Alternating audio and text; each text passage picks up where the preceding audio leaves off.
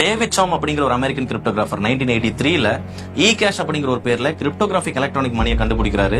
அதை 1995ல டிஜி கேஷ் அப்படிங்கிற ஒரு பேர்ல இன்ட்ரோடியூஸ் பண்றாரு. 1996ல national security agency cryptography of anonymous electronic money அப்படிங்கிற ஒரு பேர்ல கிரிப்டோகிராஃபி எப்படி ஒர்க் ஆகுது அப்படிங்கிற ஒரு ஒயிட் பேப்பர் ரிலீஸ் பண்றாங்க. 1998ல இதை எஸ்டாப்ளிஷ் பண்ண ஆரம்பிக்கிறார். 2008ல bitcoin.org அப்படிங்கிற ஒரு டொமைன் இன்டர்நெட்ல ரெஜிஸ்டர் ஆகுது. 2009ல சத்தோஷி நாகமோட்டோங்கிற ஒரு பேர் மூலமா பிட்காயினை மார்க்கெட்ல இன்ட்ரோடியூஸ் பண்றாங்க. 2010ல ஃபர்ஸ்ட் டிரான்சாக்ஷன் எக்ஸிக்யூட் பண்றாங்க. 10,000 பிட்காயினுக்கு 2 பீட்சா. சோ 2013ல பிட்காயினோட பிரைஸ் $1,000 ரீச் ஆகும்போது investors have started rushing to invest into bitcoin. அடுத்த 3 வருஷத்துல பிட்காயினோட பிரைஸ் $10,000, 7 வருஷத்துல $20,000, இன்னைக்கு 2025ல $1,00,000 மேல கிராஸ் ஆயிருச்சு. ஆனா இப்பவுமே கிரிப்டோ கரன்சில இன்வெஸ்ட்மெண்ட் பண்றது ஸ்கேம் அப்படின்னு ஒரு சொல்லிட்டு இருக்காங்க. கிரிப்டோ கரன்சி அப்படிங்கிறது it is not only an evolution of money, it is a digital asset.